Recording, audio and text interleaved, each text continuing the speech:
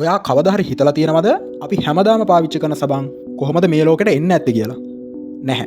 මම හිතන්නේ ඔයා ඒක ගැන කවදාවත් හිතලා නැතුව ඇති.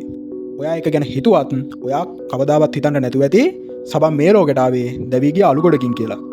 ඔව්. අහද්දිත් පුදුමයි වගේ හිතෙන හැමෝම දන්න සබන් ගැන නොදන්න කතාව දොරටුවට එහා විශ්වය දකින අපෙන් මෙන්න මේ වීඩියෝව තුලින්.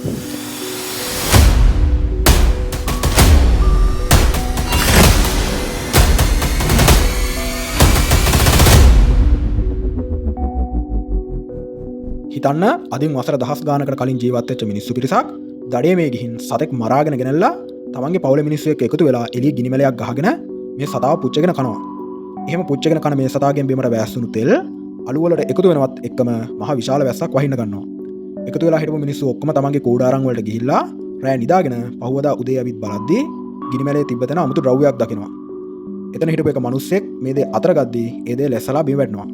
මිනිස්සු හැමෝම කල්පනා කරනවා මොනවාද යාලට මේ හම්බුන අමුතු ලෙස්සන ද්‍රව්‍ය කියලා. ඔව් ඔයා හිතුවා හරි. මේ තමා අපි හැමෝම දන්න සබන් වල නොදන්න උපන් කතාව. කාලයක් යද්දි මිනිස්සු හොයාගන්නවා එයාලට මේ හම්බුන ද්‍රව්‍ය වලින් අත්වල තියෙන තෙල් මැටි කුණු වගේ දේවල් ඉතාමත් පහසුවෙන් ඉවත් කරගන්න පුළුවන් කියලා. මේකින් පස්සේ තමා මිනිස්සු සබන් කියන දේ තමන්ගේ ජීවිතවලට එකතු කරගන්නේ. කාලයක් යද්දි සබන් කියන දේ මිනිස්සුන්ට නැතුවම බැරි දෙයක් බවට පත් වෙනවා. මේ කතාව අහන ඔයාට හිතෙන්න පුළුවන් මේක සම්පූර්ණයෙන්ම හිතලුවක් වෙන්නේ නැති කියලා. ඒ ක්‍රිස්තුපුර 2800ට කලින් පුරාණ මිසරයේ සමාශ්‍රිත රෝග සඳහා වෛද්‍ය ප්‍රතිකාරයක් විදිහටත් රෝමයේ මවුන්ට් ෂැපෝ කියන කඳු අසල ගංගාවක මිනිස්සු රෙදි හොදන්නත් අලු සහ මස් තෙල් එකතු කරලා හදාගත්ත ද්‍රව්‍යයක් භාවිත කරා කියලා සඳහන් වෙනවා. මෙන්න මේකෙන් අපිට පැහැදිලි වෙනවා අපි අර කලින් කතා කරපු කතාව හිතලුවක් වෙන්නේ නැහැ කියලා. ඔයා දැන් කල්පනා කරනවා ඇති සත්ව තෙල් සහ අලු එකතු වෙලා කොහොමද සබන් හැදුනේ කියලා. මේකට සරල විද්‍යාත්මක පැහැදිලි කිරීමක් දෙනවා නම් අලු කියන්නේ භස්මයක්. ඉතින් මේකේ සෝඩියම් හයිඩ්‍රොක්සයිඩ් හෝ පොටෑසියම් හයිඩ්‍රොක්සයිඩ් වගේ ප්‍රබල භස්මයක් වුණත් අඩංගු වෙලා තියෙන්න පුළුවන්.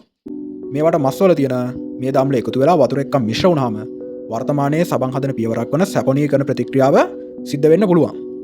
අන්න එහෙම තමා අලු සහ සත්ව තෙල් එකතු වෙලා සබන් නිෂ්පාදනය වෙලා තියෙන්නේ. කිසිම පරීක්ෂණාගාරයක් නැතිව ගිනිමැලයක් ළඟ අහම්බෙන් සිද්ධ වෙච්ච කුඩා සිද්ධියක් හින්දා අද කෝටි ගාණක් මිනිසුන්ගේ ජීවිත බේරගන්න සහ ඩොලර් බිලියන ගාණක් වටින බිස්නස් එකක් බවට සබන් පත් වෙලා තියෙනවා. ඊළඟ වතාවේ අතහොදාදී මතක් කරගන්න මම මේ පාවිච්චි කරන සබන් මිනිස් ජීවිතය රැකගන්න අහම්බෙන් උපන් මැජික් එකක් කියලා.